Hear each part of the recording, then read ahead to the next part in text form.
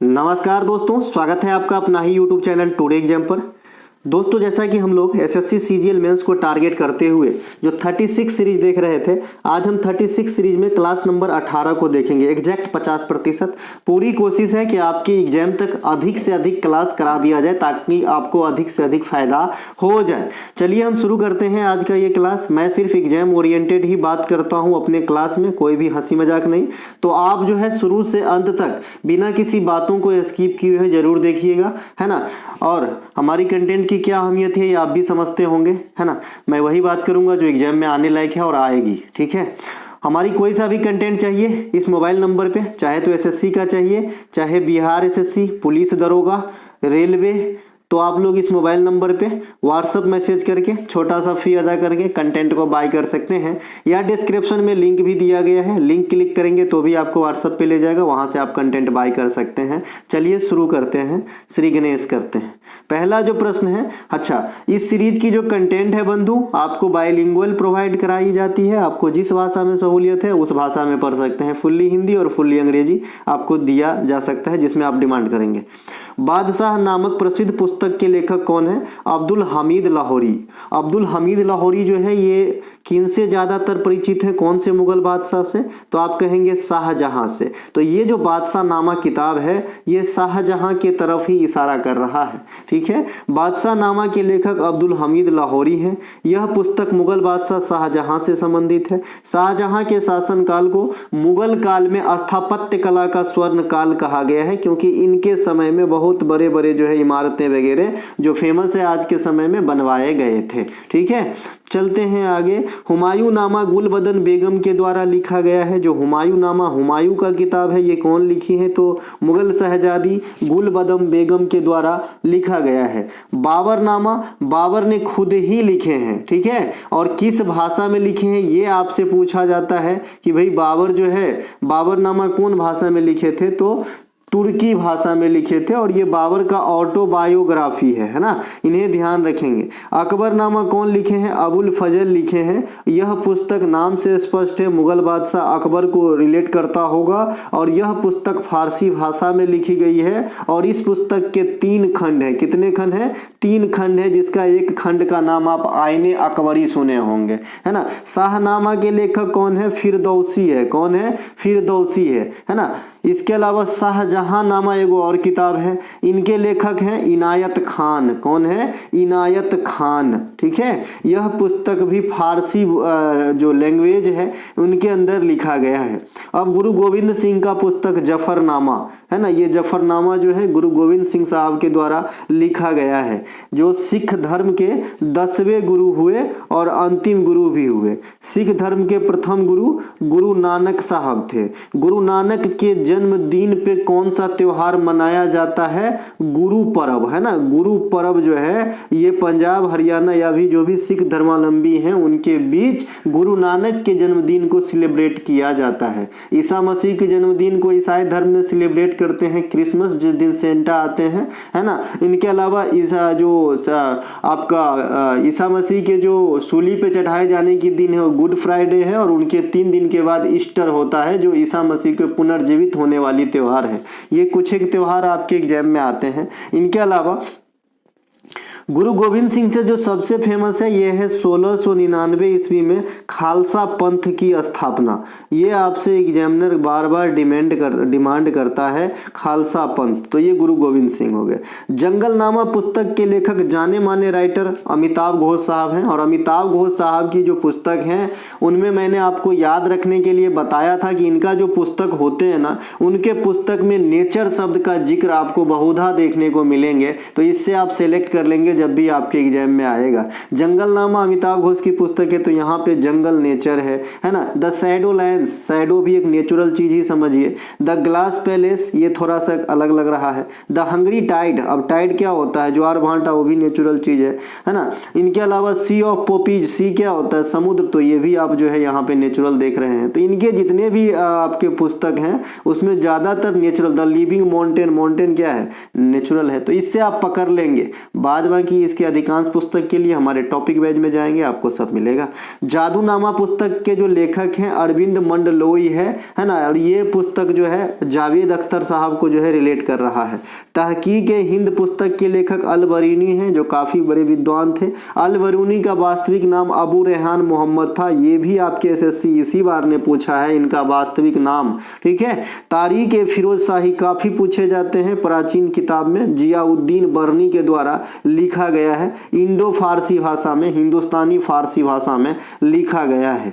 ये भैया है पैरासीटामोल 500, जो एज इट इज अपना काम कम से कम 1.5-2 साल तो और करेगा, है ना। है ना, मतलब कुछ समय के साथ कोई चीज़ पुराना हो जाएंगे, लेकिन जो बेसिक चीज़ है, जो बेसिक स्ट्रक्चर है, वो आपको काम आता ही रहेगा। तो जो भी बच्चे बाई किए हैं या बाई कर रहे हैं, पढ़ना ना छोड़िएगा इसको, है ना। ये फाउंडेशन कंक्रीट जैसे बनाएगा, खास करके एसएससी के एग्जाम में। ये आप 36 सीरीज देख रहे हैं, ये रेलवे है। एसएससी जीडी के लिए सफलता सीरीज स्टार्ट कर दिया हूँ, जिसके क्लास नंबर 5 आज ही आया था, 1 घंटा पहले, यहाँ आप देख सकते हैं। तो जिनको जैसा है भैया ले सकते हैं। अगला है मौलिक कर्तव्य को निर्वाह नहीं करने पर किस कमेटी ने पेनाल्टी का सुझाव दिया था कि अगर कोई भी आदमी, कोई भी नागरिक मौलिक कर्तव्य का निर्वाह नहीं कर रहा है तो उनके ऊपर भी पेनाल्टी लगाया जाए। यह सुझाव दिए थे स्वर्ण सिंह कमेटी ही, जिनके अनुसार मौलिक कर्तव्य को संविधान में 1976 42वां संविधान संशोधन के द्वारा ऐड किया गया था। तो इन्होंने एक बात और सुझाई थी कि अगर भैया ये कोई फॉलो नहीं करता है तो उनके लिए पेनाल्टी का प्रावधान हो, हालांकि ऐसा नहीं है। स्वर्ण सिंह समिति ने 8 प्रकार के मौलिक कर्तव्य को ऐड करने का सुझाव दिए थे, लेकिन शुरुआत में हुए थे 10 प्रकार के और वर्तमान में है 11 प्रकार के। 11वां आया था 2002 में 86वां संविधान संशोधन के तहत, और ये एजुकेशन से संबंधित है ना। इनके अलावा जीएसटी से संबंधित जो समिति हैं, ये है विजय केलकर समिति। जीएसटी इंडिया में लागू होता है सर 1 जुलाई 2017 को लागू होती है। जीएसटी से संबंधित संविधान संशोधन आप लोगों से डिमांड करूंगा कि कौन सा संविधान संशोधन जो है जीएसटी से संबंधित है। जीएसटी कैसे कर का उदाहरण है, इनडायरेक्ट टैक्स का उदाहरण है, अप्रत्यक्ष कर का उदाहरण है। एनबीएफसी एमएफआई के लिए जो समिति कार्य किए थे, ये थे भैया मालेगांव समिति। अगर मैं इनको यहाँ से कट कर दूं, अगर प्राथमिक पूंजी बाजार भी बोलूं कि भाई इस पे किस कमेटी ने अपनी सुझाव दिया था, तो भी मालेगांव समिति ही आंसर करना। तो यहाँ पे एनबीएफसी एमएफआई हो, ये एक में रहेगा, या और प्राथमिक पूंजी बाजार हो, इन पे अपनी जो है मंशा किसने जाहिर किया था, तो मालेगांव कमेटी, है ना, मालेगांव है ये। इनके अलावा एसी शाह कमेटी, ये एनबीएफसी से संबंधित है। अब देखिए ऊपर में एनबीएफसी का एक प्रकार, एमएफआई वाले के लिए मालेगांव कमेटी है। खाली एनबीएफसी कहेगा तो एसी शाह समिति है। एनबीएफसी क्या होता है, एमएफआई क्या होता है, दोनों का हमने जिस दिन आरबीआई वाला बात पढ़ाया था आपको बता दिया था, है ना। इनके अलावा नरसिम्हा समिति भारतीय बैंकिंग प्रणाली में सुधार से संबंधित 1991 में आए थे। अब हमारे बीच मनमोहन सिंह साहब नहीं रहे, लेकिन सदा ये दुनिया जब तक रहेगा, खासकर इंडिया, तब तक जो है इनको याद किया जाएगा 1991 के वो बुरा समय से बाहर निकालने के लिए, ठीक है। तो उस समय प्राइम मिनिस्टर नरसिम्हा राव थे, और यहाँ पे एक नरसिम्हा समिति भी थे। ये नरसिम्हा समिति जो है भूतपूर्व आरबीआई के गवर्नर रहे थे नरसिम्हा साहब, उनके द्वारा दिया गया था। इनके अलावा बलवंत राय मेहता समिति, ये 3 लेयर वाला जो पंचायती राज व्यवस्था है उनकी सिफारिश करते हैं। अशोक मेहता समिति भी जो है पंचायती व्यवस्था से ही संबंधित होते हैं। यहाँ पे मैंने एक आपको और बता रखा है, सादिक अली समिति, ये भी आपके पंचायती व्यवस्था को ही रिलेट करते हैं। नागालैंड, मेघालय और मिजोरम और दिल्ली, ये जो जगह आप देख रहे हैं, नागालैंड, मेघालय, मिजोरम, दिल्ली, यहाँ पे पंचायती व्यवस्था एग्जिस्ट नहीं करता, ये ध्यान रखिएगा। इनके अलावा लकड़ावारा समिति, तेंदुलकर समिति, रंगराजन समिति, है ना, ये सभी के सभी जो है आपके गरीबी रेखा निर्धारण से संबंधित है, इन्हें भी ध्यान रख लेंगे। शारदा एक्ट किससे संबंधित है, हरविलास शारदा के नाम पे। तो शारदा एक्ट जो है, जो 1929 में जो है इस प्रकार के अमल में लाई गई, तो ये भैया है आपके बाल विवाह से संबंधित, है ना। इनके अलावा टैक्स संरचना में सुधार हेतु कौन सी समिति ने रिपोर्ट प्रस्तुत किया, तो राजा चेलैया समिति।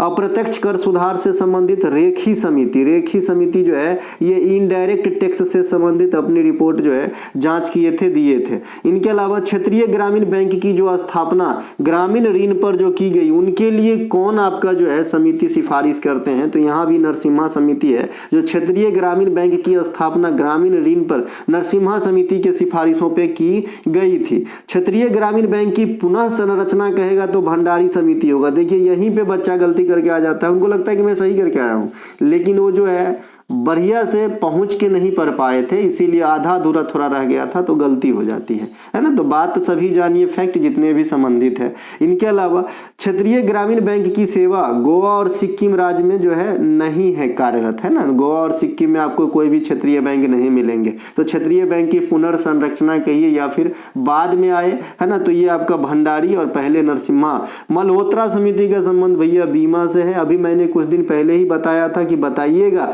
बीमा क्षेत्र में एफडीआई कितना है, बीमा क्षेत्र में जो है एफडीआई कितना है, एफडीआई परसेंटेज बताइएगा बीमा क्षेत्र में कितना है वर्तमान समय तक।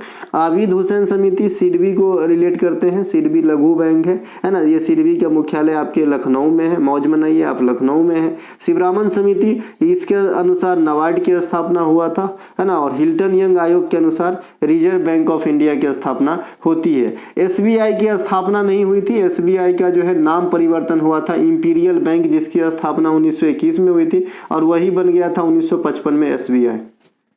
ध्यान रखेंगे जैसे योजना आयोग से नीति आयोग बन गया।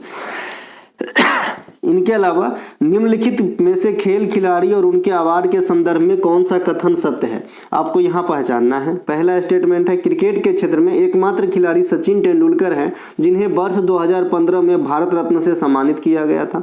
दशक के सर्वश्रेष्ठ ओडीआई क्रिकेटर का अवार्ड 2020 में विराट कोहली को दिया गया था।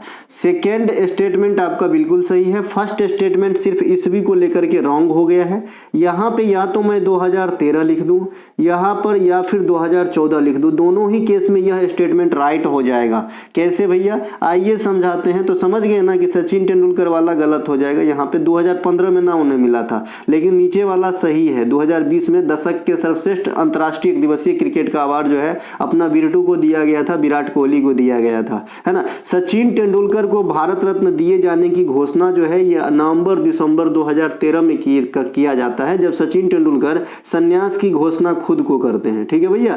इनके बाद क्या हुआ कि इनको हैंड रिसीव्ड होने में 3 से 4 महीने का समय लग गया, तो फरवरी 2024 तक, यहाँ पे 14 लिखा गया, माफ कीजिएगा, फरवरी 2014 ही होगा, हाँ सही है। तो फरवरी 2014 में जो है इनको हैंड रिसीव्ड हुआ। तो यही कारण है कि सचिन तेंदुलकर के भारत रत्न में 2013 भी दिख जाते हैं, 2014 भी दिख जाते हैं। इन दोनों ऑप्शन में दोनों ईस्वी अगर एक साथ आ गया ऑप्शन में, है ना, तब लैंग्वेज पे डिपेंड करता है कि सचिन तेंदुलकर को भारत रत्न दिए जाने की घोषणा कब हुई, तो 13, और कब प्राप्त हुआ, तो 14। समझ में आया। इनके अलावा ये एकमात्र क्रिकेटर है सचिन तेंदुलकर जिन्हें भारत रत्न जैसे अवार्ड मिली है, जो इंडिया का सबसे बड़ा अवार्ड है, बिगेस्ट अवार्ड है। दुनिया में सबसे अधिक इंटरनेशनल रन जो है सचिन तेंदुलकर के ही नाम है। अगर इंटरनेशनल ओडीआई भी पार्टिकुलर बात करेंगे तो भी अभी 1 नंबर पे सचिन तेंदुलकर ही हैं। अगर विराट कोहली 10-12 साल, कम से कम 5 साल और खेले तो हो सकता है कि कुछ हो जाए। विराट कोहली जो हाल में ही T20 इंटरनेशनल क्रिकेट से संन्यास ले लिए हैं, T20 के फॉर्मेट से विराट कोहली और अपना रोहित भाई दोनों संन्यास ले लिए हैं, तो इनके जो भी ना मतलब अवार्ड वगैरह हैं उनको जरूर ध्यान रखिएगा, क्वेश्चन आवेगी, है ना। 2013 में इन्हें अर्जुन अवार्ड दिया गया था अपना विराट कोहली साहब को, है ना। 2017 में पद्मश्री भी पाए हैं भारत सरकार से। 2018 में मेजर ध्यानचंद अवार्ड भी पाए हैं और 4 बार वर्ष के सर्वश्रेष्ठ एक दिवसीय आईसीसी के द्वारा क्रिकेटर चुने गए हैं, 12, 17, 18 और 23 में। अभी भी जो है ना वर्तमान वाला 2023 वाला, है ना, 24 वाला अब निकलेगा। 2023 वाला जो एक दिवसीय इंटरनेशनल क्रिकेट में सर्वश्रेष्ठ खिलाड़ी है आईसीसी का, ये विराट कोहली है। ICC ODI player of the year 2020, है ना, माफ कीजिएगा 2023 में 4 बार जो, अच्छा ये 4 बार रहा था ODI player of the year ICC के द्वारा, 12, 17, 18 और 23। 2020 में दशक के सर्वश्रेष्ठ एक दिवसीय खिलाड़ी घोषित किया गया। तो ये विराट कोहली के कुछ अवार्ड हैं, कुछ उपलब्धियां हैं। इनके अलावा रोहित शर्मा, है ना, विराट कोहली का आईपीएल का क्या है भाई रिकॉर्ड, आईपीएल में सबसे ज्यादा रन बनाए हैं आईपीएल में, है ना। इनके अलावा इस बार का जो ऑरेंज कैप है, ऑरेंज कैप जो है आपका जो है आपका ऑरेंज कैप 2000 कौन सा साल बीता है 2024 का ऑरेंज कैप ये विराट कोहली के नाम ही है, अभी ध्यान रखेंगे। इनके अलावा रोहित शर्मा ने, इन्होंने भी T20 इंटरनेशनल क्रिकेट मैच से संन्यास की घोषणा की है। इन्होंने 2015 में अर्जुन अवार्ड प्राप्त किए थे, 2020 में मेजर ध्यानचंद अवार्ड प्राप्त किए थे। अवार्ड तो इनके भले कम है लेकिन इनके रिकॉर्ड बहुत ज़्यादा है। आइए, सबसे अधिक इंटरनेशनल दोहरा शतक एक दिवसीय क्रिकेट में रोहित शर्मा साहब के नाम है 3 बार। दुनिया में सबसे अधिक रन की व्यक्तिगत पारी क्रिकेट में एक दिवसीय में 264 रन की लंबी पारी श्रीलंका के खिलाफ रोहित शर्मा खेले हैं। रोहित शर्मा दुनिया में सबसे अधिक इंटरनेशनल छक्का लगाने वाले खिलाड़ी बन गए हैं। भारत के लिए T20 इंटरनेशनल में सबसे अधिक 4200 से अधिक रन बनाने का कारनामा रोहित शर्मा के नाम है। तो ये कुछ रोहित शर्मा की भी जो है रिकॉर्ड हैं। इनके अलावा उदारीकरण व्यवस्था के संदर्भ में इनमें से कौन सा कथन सत्य नहीं है? पहला स्टेटमेंट है कि उदारीकरण व्यवस्था में सरकारी नियंत्रण कम हो जाती है, एकदम सही है, जिससे मुक्त बाजार नीतियों को बढ़ावा मिलती है, एकदम सही है भाई, नाम से ही स्पष्ट है, उदार हो जाना, लिबरल हो जाना, है ना। उदारीकरण से वैश्विक बाजार सीमाओं में संकुचन होती है, ये क्या बात हो गई? अब भाई हम आजाद हो गए हैं तो और बाजार फैलेगा ना भाई, कि संकुचित होंगे, संकुचित मतलब सिकुड़ना, ऑप्शन मतलब स्टेटमेंट सेकेंड जो है रॉन्ग हो जाएगा, है ना। उदारीकरण का मूल उद्देश्य उन प्रतिबंधों को समाप्त करना है जो किसी राष्ट्र के विकास और वृद्धि में बाधक है। जैसे बहुत सारे चीज पे अगर आप फालतू के लाइसेंस भी थोपोगे तो वो भी एक राष्ट्र के विकास में बाधक होते हैं। तो 1991 में जब आर्थिक मतलब आया था सुधार का समय, जिसमें उदारीकरण, निजीकरण और वैश्वीकरण को इंडिया में इंट्रोड्यूस करवाया गया था, तो उस समय बहुत सारे चीज पे सुझाव दिए थे कि भाई लाइसेंस को समाप्त कर दिया जाए, और किया भी गया था, ठीक है, जो देश हित में थे, है ना। तो उसी प्रकार से जो उदारीकरण है ये बहुत सारे प्रतिबंध को समाप्त करने की एक पहल है, ताकि जो है राष्ट्र की जो विकास है वो चलती रहे, बाधा दूर हो। इससे वैश्विक बाजार सीमाओं के क्षेत्र में वृद्धि होती है। इससे निजी क्षेत्र की बढ़ती भागीदारी के साथ मुक्त बाजार नीतियों को बढ़ावा मिलता है। इससे दक्षता, नवाचार और आर्थिक विकास को बढ़ावा मिलता है। इससे निवेश और वैश्विक एकीकरण को भी बढ़ावा मिलता है। मतलब कुल मिला के उदारीकरण से अधिकाधिक फायदा होते हैं। इसके कुछ बैड इफेक्ट भी है लेकिन फायदा से के तुलना में बहुत कम होते हैं। इनके अलावा निजीकरण, इसके तहत सरकारी कंपनी को प्राइवेट हाथों में सौंपा जाता है। विनिवेश इत्यादि के माध्यम से बहुत सारे बच्चे निजीकरण, उदारीकरण समझ ही नहीं रहे होंगे। लेकिन निजीकरण मतलब ना, आप हिस्सा खरीद लेते हो किसी कंपनी का, किसी सरकारी चीज में आप जो है अपना पैसा इन्वेस्टमेंट करके कुछ हिस्सा खरीद लेते हैं, या पूर्णतः आपका कोई चीज निजी है, ठीक है, तो निजी हो गई। जैसे इंडियन रेलवे है ना, ये पूर्णतः जो है किसी कोई निजी नहीं खरीद सकता, कुछ जो है पाबंद है ना। तो और जो उदारीकरण आप देखे थे ऊपर में, वो उदार क्या है, मतलब नियम में ढील देना, ढीला करना नियम, है ना, थोड़ा सा छूट देना लाइसेंस वाइसेंस में, चीज़ों को सरल बनाना। जो पहले बहुत टेढ़ी मेढ़ी प्रक्रिया से आप बिजनेस व्यापार स्टार्ट कर रहे थे, आप सरल कर लेना, तो ये है उदारीकरण भाई। और ये जो है ना निजीकरण, नाम से स्पष्ट है, निजी हाथों में सौंपना, या तो आधा हिस्सा या आधा से कम हिस्सा, कुछ हिस्सा या पूर्णतः। लेकिन कुछ ऐसे चीज है जो पूर्णतः नहीं सौंपे जा सकते, ठीक है।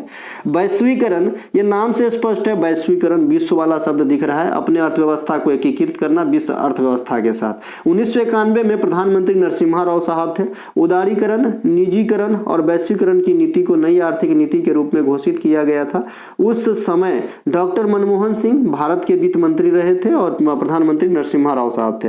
बंद अर्थव्यवस्था भी एक क्वेश्चन आता है कि यह क्या है, तो नाम से स्पष्ट है, न ऊधो को लेना न माधो को देना। मतलब बंद अर्थव्यवस्था का मतलब है न तो मैं तुम्हारा लेता न मैं तुमको देता, है ना। मतलब कोई भी इंटरनेशनल व्यापार नहीं होता होगा जिस भी कंट्री में, उस कंट्री की जो अर्थव्यवस्था है उसे बंद अर्थव्यवस्था, क्लोज इकोनॉमी कहा जाता है। केंद्रीय विश्वविद्यालय संशोधन विधेयक 2023 के तहत किस नियम में संशोधन किया गया है? देखिए, केंद्रीय विश्वविद्यालय संशोधन विधेयक जो है, यूनिवर्सिटी बिल 2023 जो है, ये केंद्रीय विश्वविद्यालय अधिनियम 2009 को जो है अमेंड करता है। और इसके तहत तेलंगाना राज्य के मुलुगु में एक जनजातीय विश्वविद्यालय की स्थापना की जाएगी, जिसका नाम रहेगा आपका समक्का सरक्का माता बेटी, है ना। समक्का सरक्का केंद्रीय जनजातीय विश्वविद्यालय, यह तेलंगाना में स्थापित कराए जाएंगे, ठीक है, जिसमें आदिवासी पढ़ाई के साथ साथ इधर के पढ़ाई भी होंगे, ठीक है भैया। इनके अलावा उस समय जब ये पास हुआ, उस समय शिक्षा मंत्री कौन थे? धर्मेंद्र प्रधान साहब, जो वर्तमान में भी है। 128वां संविधान संशोधन, ये नारी संशोधन बिल है, जिसे नारी शक्ति बंधन के नाम से जानते हैं। और इसके तहत जो है लोकसभा और राज्यों के विधानसभा में महिलाओं को 33% का जो है आरक्षण दिया गया। और इसके लिए संविधान के संशोधन नंबर 1906 किए गए थे। इनके अलावा संसद के अनुसंधान राष्ट्रीय अनुसंधान फाउंडेशन NRF विधेयक 2023 इस साइंस एवं टेक्नोलॉजी विभाग से संबंधित है। यह वाला जो विधेयक है नाम से स्पष्ट है भैया, राष्ट्रीय अनुसंधान फाउंडेशन, और जो भी अनुसंधान होंगे रिसर्च सेंटर होंगे वो कहाँ पे, साइंस टेक्नोलॉजी में जाता है। इसके अनुसार यह अधिनियम राष्ट्रीय शिक्षा नीति जो नेप है उनके तहत देश में जो है आपका उच्च स्तरीय शीर्ष निकाय NRF की स्थापना करेगा। तो ये आपका जो है ये भी एक इंस्टीट्यूट के जैसा है, इस विधेयक में पास किया गया है, जो रिसर्च सेंटर वगैरह इत्यादि को सुगम बनाने का कार्य करेगा। निम्नलिखित में से कौन सा कथन सत्य नहीं है? पहला है विश्व में सबसे अधिक लवणता वाला झील तुर्की का वान झील है।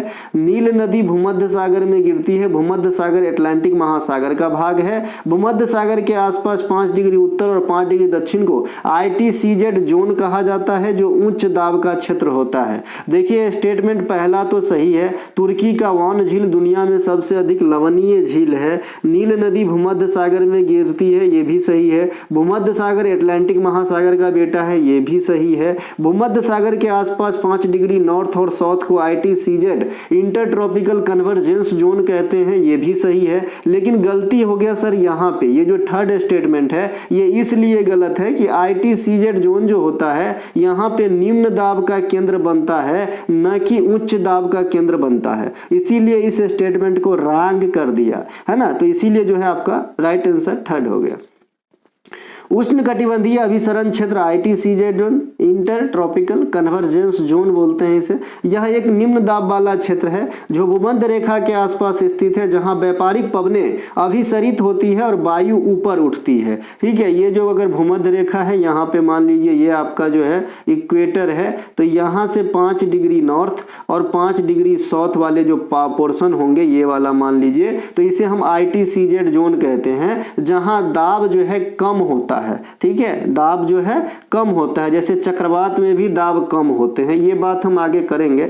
मानसून गर्त, अब मानसून गर्त क्या है? ITCZ का ही एक भाग होता है जो एक लंबे निम्न दाब का पैटर्न है और यहाँ अक्सर चक्रवात इत्यादि आते रहते हैं। जैसे आप अपने बारिश के समय में इंडिया में समझते हैं कि भाई ये जो अरब सागर है, ये जो मुंबई का किनारा है, ये जो गुजरात का किनारा है, यहाँ तूफान आ गए, तूफान फेनी, तूफान गुलाबो, तूफान ढिमका, है ना, ये बंगाल की खाड़ी में आ गए। तो ये सब जो है ना ये इसी के कारण आते हैं। मानसून गर्त ITCZ का ही एक भाग है ना, जो एक लंबे निम्न दाब का पैटर्न है। निम्न दाब उत्पन्न होती है और चक्रवात आती है, तूफान आती है, हमारे यहाँ बंगाल की खाड़ी में भी आती है और अरब सागर में भी आती है ना। अल नीनो सौदर्न ऑक्सीलेशन, इनसो का फुल फॉर्म भी आपके एग्जाम में पूछा जाता है, ITCZ का भी पूछा जाता है, दोनों याद रख लेंगे, है ना। महासागर एवं वायुमंडल के मध्य तापमान में उतार चढ़ाव को दर्शाता है इनसो। ठीक है, उष्ण अवस्था को अल नीनो कहा जाता है, जबकि शीत अवस्था को ला नीनो कहा जाता है। और ये दोनों के दोनों घटना आपके प्रशांत महासागर में देखने को मिलेगा। आपसे क्वेश्चन करता है एग्जामिनर, अल नीनो और ला नीनो किस महासागर की उपज है? तो आप कहेंगे प्रशांत महासागर का। अब अल नीनो क्या होता है? जब पूर्वी उष्णकटिबंधीय प्रशांत महासागरीय क्षेत्र में तटीय जल गर्म हो जाता है तो समुद्र के ऊपर वायुमंडलीय, है ना, दाब कम हो जाते हैं, मतलब यहाँ भी निम्न दाब हो जाते हैं। इस घटना से समुद्री तापमान में अत्यधिक वृद्धि हो जाती है, जो मौसम में कई प्रकार के बदलाव लाते हैं, जिसे हम अल नीनो कहते हैं। समझ में आया कि नहीं समझ में आया? समुद्र के ऊपर वायुमंडलीय दाब का लेयर कम हो जाती है, जिससे जल गर्म हो जाती है। ये कहाँ पे होती है? तो प्रशांत महासागर के जो है आपका पूर्वी भाग में होती है, और इस घटना को हम अल नीनो कहते हैं, जो मौसम बदलाव लाते हैं। आसपास तो लाते ही हैं, अधिकांश जगह पे लाते हैं ये। ला नीनो, जब पूर्वी प्रशांत महासागरीय क्षेत्र में जल का तापमान सामान्य के तुलना में कम हो जाता है, मतलब ठंडा जाता है, तो ला नीनो की घटना देखी जाती है, जिसके परिणाम स्वरूप पूर्वी प्रशांत महासागरीय क्षेत्र में एक उच्च दाब की स्थिति उत्पन्न होती है। भाई गर्म हो रहा था निम्न दाब से, अब ठंडा हो रहा है उच्च दाब से। ठीक है, वही पश्चिमी प्रशांत महासागरीय क्षेत्र में वायु दाब निम्न ही रहती है। इस बात को जरूर ध्यान रखना है। कहां पे भैया? कहीं लिखे होंगे हम, वायु दाब सामान्य से कम होता है। देखिए अभी मोटे मोटे क्या समझे कि अल नीनो क्या होता है, निम्न दाब का भाग होता है जो कहाँ पे, प्रशांत महासागर के पूर्वी क्षेत्र की भाग है, जो जल को गर्म करता है और मौसम पे इफेक्ट डालता है ना। ला नीनो क्या समझे कि प्रशांत महासागर की यह भी पूर्वी क्षेत्र का ही पार्ट है ना, लेकिन ये जो है क्या कहते हैं, उच्च दाब हो जाता है और जिससे जल ठंडा हो जाता है। लेकिन यहाँ पे पढ़िए कि भाई पश्चिमी प्रशांत महासागरीय क्षेत्र में वायु दाब का जो स्तर है वो कम रहता है, इसीलिए क्वेश्चन यहाँ से बनता है कि भाई पूर्वी प्रशांत क्षेत्र में या फिर है ना पश्चिमी प्रशांत क्षेत्र में वर्षा कहाँ ज्यादा होता है, तो जहां पे आपका निम्न दाब का केंद्र रहता है वहां पे वर्षा ज्यादा होता है। अगर ला नीनो की स्थिति है तो वर्षा पूर्वी और पश्चिमी प्रशांत भाग में कहां पे वर्षा ज्यादा होगा, तो पश्चिमी भाग में ज्यादा होगा। निम्न दाब जिधर होंगे बारिश ज्यादा उधर होते हैं, ऐसा मैंने मोटे से अंदाजा लगाया है। जब से मैं पढ़ रहा हूं तब से, उससे मुझे बहुत चीज की सहूलियत हो जाती है एग्जाम के अंदर। भैया चक्रवात आते हैं, उसके बाद जो है पानी तूफान आती है, चक्रवात भी निम्न दाब है, प्रति चक्रवात जो है उच्च दाब का केंद्र है, उसके बाद मौसम साफ रहता है। तो आप चीजों को रिलेट करो ना, ढल जाओ ना इसमें, है ना। आज की रात आंखों से ये वाला गीत तो फट से याद हो जाता है, इधर भी कुछ कर लो भैया, हैं। चक्रवात के केंद्र में निम्न दाब का क्षेत्र होता है, जबकि प्रति चक्रवात जो है उच्च दाब का क्षेत्र होता है ना। नील नदी का उद्गम विक्टोरिया झील से होती है, ये आपसे पूछा गया था, पूछा गया था। इसके अलावा भूमध्य सागर में यह जो है अपना जल विसर्जन करते हैं। यह दुनिया की सबसे अधिक लंबी नदी है, नाइल नदी, और मैंने बताया था कि मोदी साहब को जो है ऑर्डर ऑफ नाइल, जो मिस्र देश की जो प्राइज है वो मिला है ना। तो यहाँ से नील नदी के ऊपर ही है वो। आसवान बांध जो है ये नील नदी पर बनाया गया है। मिस्र को नील नदी का देन कहा जाता है। नील नदी की टोटल लंबाई 66-50 किलोमीटर है, जो 11 अफ्रीकन कंट्री से होकर बहती है। दुनिया की सबसे लंबी नदी अमेजन होगा, यह पेरू के मोंटेरो नदी स्रोत से निकलती है और यह अटलांटिक महासागर में अपना जल विसर्जन करती है। अपवाह क्षेत्र के दृष्टिकोण से यह जो है सबसे बड़ी नदी होगा आपका कौन सा, अमेजन नदी, और अमेजन की वो सहायक नदी है मेडिरा, जो सबसे बड़ी सहायक नदी भी होगा।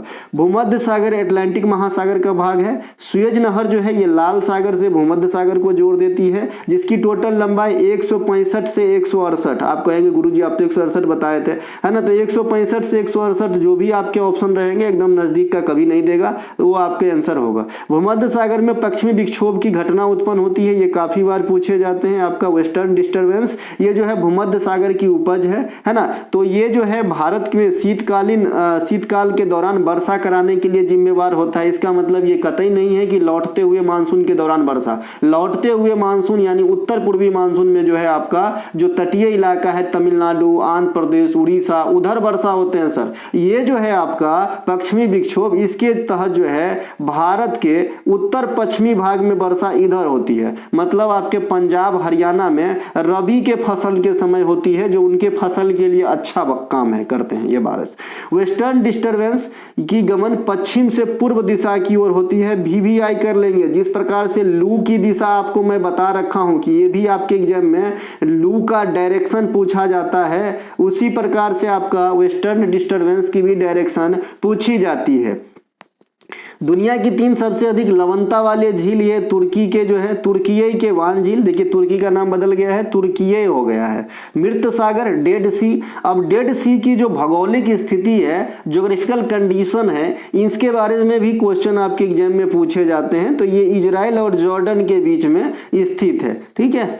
इसके अलावा द ग्रेट साल्ट लेक, ये भी अमेरिका में है, काफी नमकीन होते हैं। विश्व में ताजे पानी की सबसे बड़ी झील लेक सुपीरियर है, जो अमेरिका और कनाडा को शेयर करेगा। सबसे बड़ी झील ओवरऑल कहेगा तो कस्पियन सागर है, लेकिन यह खारे पानी की झील है, ध्यान रखेंगे। इंडिया में सबसे बड़ी झील कौन सी है, चिल्का झील, खारे पानी में सबसे बड़ी झील है। सबसे बड़ी झील जो है चिल्का झील है खारे पानी में। ताजे पानी में सबसे बड़ी झील है बुलर झील। और ओवरऑल सबसे बड़ी झील कौन सा है, केरल में है। मैं आपको थोड़ा सा हिंट दे दिया स्टेट का, बताइएगा कि ओवरऑल इंडिया की सबसे बड़ी झील कौन सी है, केरल में है। लेकिन Martin Luther king junior award 2024 से किसे सम्मानित किया गया था, नरेंद्र दामोदर दास मोदी साहब को मार्टिन लूथर जूनियर अवार्ड से सम्मानित किया गया था। देखिए नरेंद्र नरेंद्र मोदी साहब को हाल फिलहाल के एग्जाम में जो अवार्ड मिला है ना, खास करके जो इंटरनेशनल अवार्ड हैं, ये आपके एग्जाम में काफ़ी उपयोगी हैं। देख के जाइएगा, 1 नंबर शायद ये आपको दिलाएगा, मतलब एक क्वेश्चन फिक्स रखेगा एग्जामिनर इसको,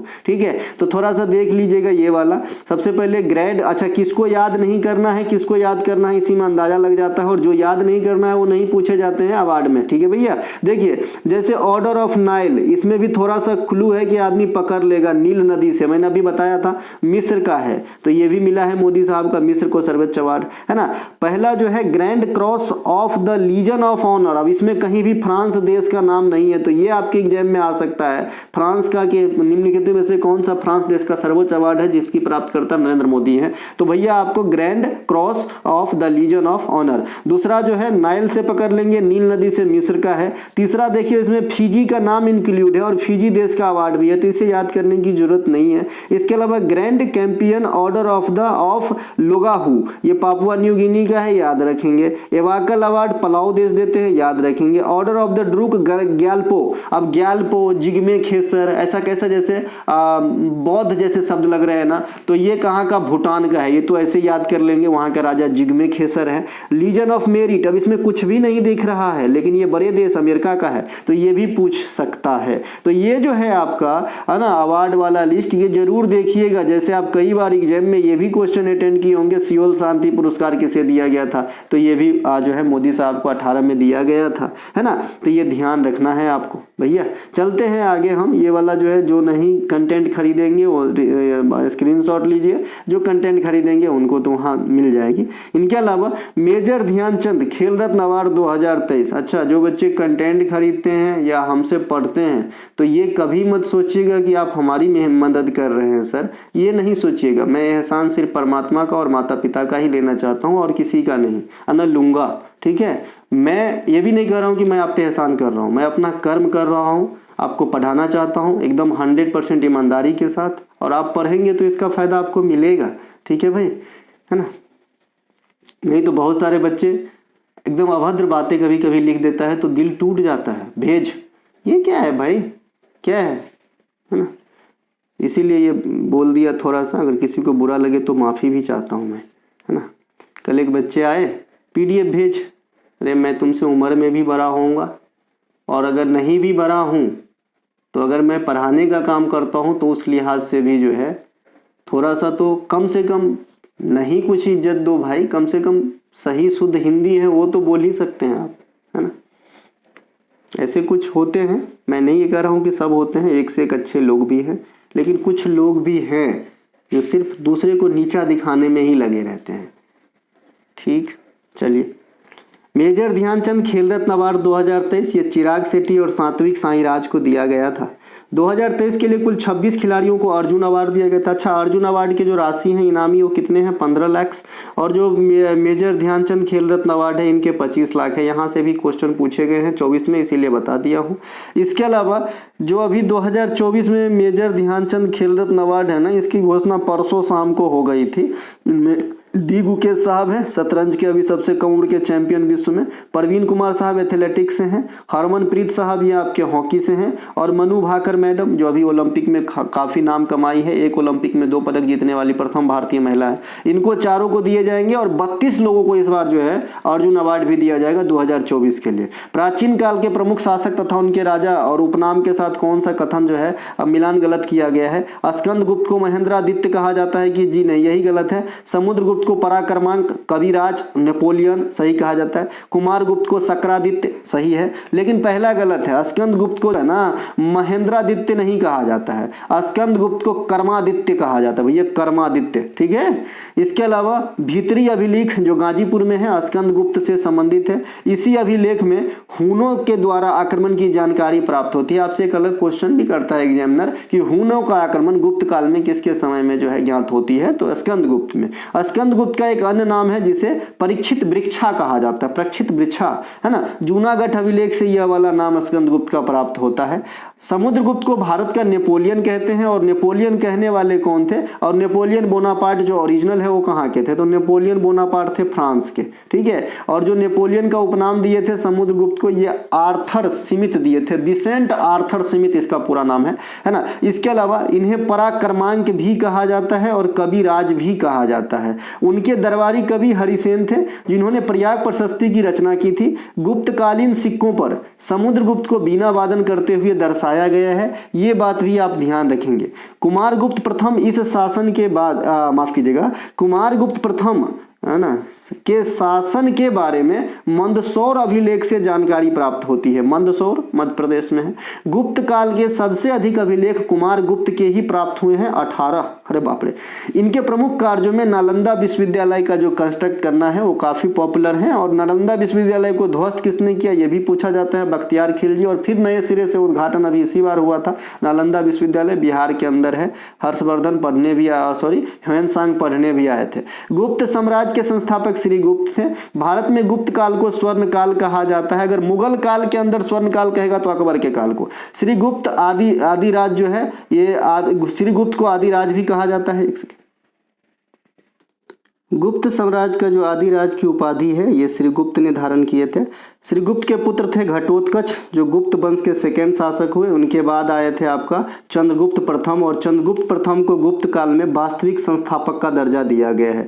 चंद्रगुप्त द्वितीय जो समुद्रगुप्त के पुत्र थे, इन्हीं के समय चीनी यात्री फहियान भारत आए थे। चंद्रगुप्त द्वितीय को विक्रमादित्य भी कहा जाता है। इन्होंने परम भागवत की उपाधि भी धारण किए थे। चंद्रगुप्त द्वितीय ने अपनी पुत्री प्रभावती का विवाह बाकाटक शासक रुद्र सिंह सेकेंड से करवाए थे। ये क्वेश्चन आपके एसएससी ने पूछा था। इनके अलावा उनके दरबारी कवि को नवरत्न कहा जाता था, जैसे अकबर के दरबारी कवि को भी नवरत्न कहा जाता था, है ना। तो कालिदास, धन्वंतरी, अमर सिंह, बेताल भट्ट, बड़ा मिहिर इनके कुछ नवरत्नों में शामिल है। राष्ट्रीय श्रम अर्थशास्त्र शोध एवं विकास संस्थान किस संस्था से जुड़े हुए इंस्टीट्यूट है, कार्यालय है। तो ये नीति आयोग का ही एक अभिन्न अंग है ना, जो नीति आयोग के साथ मिलकर काम करते हैं, उनको काम में हेल्प करते हैं। इस इंस्टीट्यूट को पहले जो है अप्लाइड मैन पावर रिसर्च के नाम से जाना जाता था। इसकी स्थापना 1962 में किया गया था। यह संस्था का आधुनिक नाम 2014 में दिया गया, और 2015 के बाद से जो है ये नीति आयोग के लिए ही काम कर रहे हैं। यह नीति आयोग से जुड़ा हुआ एक संगठन है, जिसके प्रमुख उद्देश्य डाटा कलेक्शन, मानव संसाधन विकास का मूल्यांकन ETC है। इनके अलावा development monitoring and evolution office, इसकी स्थापना भी 2015 में किया गया था। यह भी नीति आयोग के एक संलग्न संस्था के रूप में कार्य करता है। प्रमुख कार्य सरकारी कार्यक्रमों का मूल्यांकन, सरकारी संघवाद के भावना को प्रोत्साहित करना। तो आप क्या समझे कि भाई नीति आयोग जो है, इनके साथ 2 संस्था और काम कर रहा है, जिन दोनों का नाम आपने ऊपर में देखा है। नीति आयोग की बात करें, इनका फुल फॉर्म भी पूछा जाता है, national institution for transforming India होता है। आयोग की स्थापना 2015 में होता है। योजना आयोग का स्थान लेते हैं। पदेन अध्यक्ष, इसमें प्रधानमंत्री होते हैं। उपाध्यक्ष जो है, ये उपाध्यक्ष पूर्वकालिक सदस्य में आते हैं, और ये उपाध्यक्ष की नियुक्ति जो है प्रधानमंत्री ही करते हैं। पहले उपाध्यक्ष अरविंद पनघड़िया थे, जो वर्तमान में 16वें वित्त आयोग में अध्यक्ष बने हैं। प्रथम CEO सिंधुश्री खुल्लर हैं, जो एकमात्र फीमेल या महिला CEO है अब तक नीति आयोग के अंदर, और CEO की नियुक्ति भी प्रधानमंत्री ही करते हैं, है ना। नीति आयोग के उपाध्यक्ष, CEO तथा पदेन सदस्य, सबकी नियुक्ति जो है भारत के प्रधानमंत्री के द्वारा किया जाता है। यहाँ पे आप देखेंगे राष्ट्रपति को बहुत कम जो है चीजों में दिया गया है पावर, यहाँ पे ज्यादातर पावर प्रधानमंत्री के पास है। वर्तमान में अध्यक्ष नरेंद्र मोदी हैं, उपाध्यक्ष सुमन कुमार बेरी है तथा CEO BVR सुब्रमण्यम है। 4 गो पदेन सदस्य कौन है जो केंद्रीय मंत्रिमंडल से रहेंगे, तो राजनाथ सिंह रक्षा मंत्री हैं, अमित शाह गृह मंत्री हैं, शिवराज सिंह चौहान कृषि मंत्री, और निर्मला सीतारमण वित्त मंत्री। ये चारों के चारों जो है पदेन सदस्य हैं आपके नीति आयोग में वर्तमान समय में, ठीक है। इनके अलावा जो नीति आयोग के अंशकालिक सदस्य होते हैं वह कितना होता है, अगर आपसे एग्जाम में पूछे तो नीति आयोग में अंशकालिक सदस्य 2 होते हैं। पूर्णकालिक सदस्य होते हैं उपाध्यक्ष पकड़ के 5, लेकिन अगर खाली उपाध्यक्ष को छोड़ दिया जाए तो 4 गो होते हैं, ठीक है। और आपका जो पदेन सदस्य होते हैं वो भी 4 होते हैं, जो केंद्रीय मंत्रिमंडल से चुने जाते हैं, जैसा कि आप यहाँ पे नाम देख रहे होंगे। ये सब अभी जो है मंत्रालय के मंत्री हैं। वैज्ञानिक BK सारस्वत, अर्थशास्त्री रमेश चंद्र, बाल रोग विशेषज्ञ BK पॉल, और मैक्रो अर्थशास्त्री अरविंद बिरमा मानी, ये 4 जो है अभी पूर्णकालिक सदस्य हैं आपके नीति आयोग के अंदर। ठीक है, इन सभी का दर्जा जो है राज्य मंत्री के बराबर होता है। अगर आपसे पूछा जाता है कि जो नीति आयोग का उपाध्यक्ष हैं वो किनके समकक्ष हैं, तो आप कहेंगे राज्य मंत्री के बराबर दर्जा प्राप्त है इनको भी, क्योंकि उपाध्यक्ष भी पूर्णकालिक सदस्य में आ जाते हैं नीति आयोग के अंदर। निम्नलिखित में से कौन सा कथन सत्य है? भारत में लगभग 42% भूभाग पर उष्णकटिबंधीय शुष्क पर्णपाती वन पाई जाती है। उष्णकटिबंधीय सदाबहार वन भारत के पश्चिमी घाट, अंडमान और कई जगह भी पाए जाते हैं, जैसे पूर्वोत्तर भारत के कई सारे राज्य में, तमिलनाडु या फिर जो भी तटीय राज्य है वहां पे पाए जाते हैं। तो दोनों के दोनों स्टेटमेंट जो है आपका सही हो जाएगा। उष्णकटिबंधीय सदाबहार वन जो भारत के पश्चिमी घाट, अंडमान और निकोबार द्वीप समूह, असम, तमिलनाडु, कर्नाटक, केरल, महाराष्ट्र, अरुणाचल प्रदेश, मेघालय, नागालैंड इत्यादि क्षेत्र में पाई जाती है। इस वन में सालाना 200 सेंटीमीटर से अधिक वर्षा होती है। पतझड़ का समय कोई फिक्स नहीं होता है ना, कभी भी पतझड़ होगा, कभी भी आएगा, यानी सालों भर हरा भरा दिखता रहता है। इस वनों में जो है जैव विविधता बहुत ज्यादा होती है, इसीलिए पश्चिमी घाट अपना हॉटस्पॉट है ना भाई। इनके अलावा प्रमुख उत्पादन जो है महोगनी है, रोजवुड है, रबर, सिनकोना, आबूनस, ये सब जो है यहाँ पे उत्पाद है इनका। उष्णकटिबंधीय पतझड़ी वन नाम से स्पष्ट है। पत्ता झड़ी वन मतलब एक ही बार पत्ता झड़ जाता है साल में, एक फिक्स पीरियड होता है, और पत्ता आने का भी एक फिक्स पीरियड होता है। तो जब ये सूना सूना होता है तो पत्ता झड़ा होता है, और जब खिला खिला होता है तो कोपले आए होते हैं। यहाँ पे वर्षा कितने होते हैं? 100 से 200 सेंटीमीटर तक जो है सालाना होती है। 200 सेंटीमीटर से अधिक होगा तब सदाबहार वन हो जाएंगे, है ना। यह वन हिमालय के तराई में पश्चिमी घाट के पूर्वी ढलान पे, इसे नोट कीजिएगा, पश्चिमी घाट के पूर्वी ढलान पे यह वन पाई जाती है। खाली पश्चिमी घाट लिखेगा तो वहां पे सदाबहार वन भी आ जाएगा, क्योंकि ज्यादातर सदाबहार वन इधर पाए जाते हैं। पूर्वी भारत समेत कई राज्यों में पाए जाते हैं। इसके प्रमुख उत्पाद जो है सागौन है, साल है, चंदन बांस, भारतीय शीशम, है ना, ये जो है आपके पतझड़ी वन के हैं। भारत के 8 वनस्पति क्षेत्र हैं, इसे ध्यान रखेंगे। भारत में 15 कृषि जलवायु प्रदेश हैं, 4 हॉट स्पॉट या जैव विविधता है। कोर उद्योग में 8 उद्योग को शामिल किया गया है इंडिया में। 18 बायोस्फीयर रिजर्व हैं, 85 जो है आपका यूनेस्को के माफ कीजिएगा रामसर साइट है, और 43 जो है यूनेस्को के स्थल है। तो ये कुछ एक आंकड़ा जो है जरूर ध्यान रखें। इनके अलावा यहाँ पे जो आपका 18 आपका जो बायोस्फीयर रिजर्व है ये जरूर पढ़ना है, जिनको नहीं है भैया स्क्रीनशॉट लीजिए। गल्फ ऑफ मन्नार, शेषाचलम आंध्र प्रदेश, पिछले क्लास में हमने इसे पूछा भी था। सिमलीपाल उड़ीसा, अगस्ता मलाई या फिर अन्नामलाई तमिलनाडु और केलना, नीलगिरी ये आपका जो है यहाँ पे आ जाएंगे। नीलगिरी पर्वत कहेगा तो ये तमिलनाडु में है, पूर्णतः जो पूर्वी घाटों और पश्चिमी घाट का मिलान है ना। इसके अलावा पचमढ़ी, पन्ना ये सब मध्य प्रदेश में है। कच्छ आपका गुजरात में है। नंदा देवी कमायू हिमालय का उत्तराखंड में है। तो इस प्रकार से जो आपके 18 हैं इन्हें जरूर याद रखिए, कहीं से कोई भी पूछ देता, आपको राज्य याद रखना है और ज्यादा दिमाग नहीं लगाना है। सबला योजना ये हिमाचल प्रदेश में है। हिमाचल प्रदेश के अंदर और भी कई सारे योजना चलाए जाते हैं, जैसे नारी को नमन योजना चलाए जाते हैं, है ना, खुशहाल किसान योजना, सहारा योजना इत्यादि जो आपका कहाँ पे चलता है? हिमाचल प्रदेश के अंदर। गृह ज्योति योजना कर्नाटक सरकार में चलती है। गृह लक्ष्मी भी चलती है वहां पे कर्नाटक में, गृह लक्ष्मी चलती है, और शक्ति योजना भी चलती है कर्नाटक में। ठीक है, तो ये भी ध्यान रखेंगे। अम्मा पोखरी योजना, मोर जंगली जमी योजना, मोघर योजना, पहल योजना उड़ीसा सरकार के द्वारा चलाया जाता है। उड़ीसा के मुख्यमंत्री नवीन पटनायक भारत के पवन चामलिंग के बाद सबसे अधिक दिन तक मुख्यमंत्री के पोस्ट पे रहने वाले नेता बन गए थे, और भी रिकॉर्ड बनाते, लेकिन अब तो है नहीं वहां पे। इनके अलावा अबुआ आवास योजना झारखंड सरकार के द्वारा। मुख्यमंत्री सीखो कमाओ योजना ये मध्य प्रदेश। मुख्यमंत्री सौर मिशन योजना मेघालय, है ना।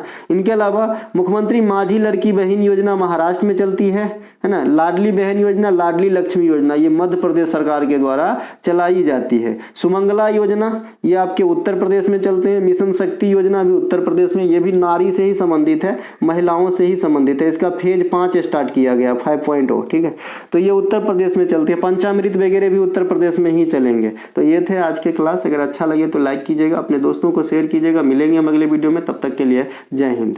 हमारा कोई सा भी कंटेंट चाहिए डिस्क्रिप्शन में लिंक है, आप लिंक क्लिक करके कंटेंट को बाय करके अपने सपने को साकार कर सकते हैं।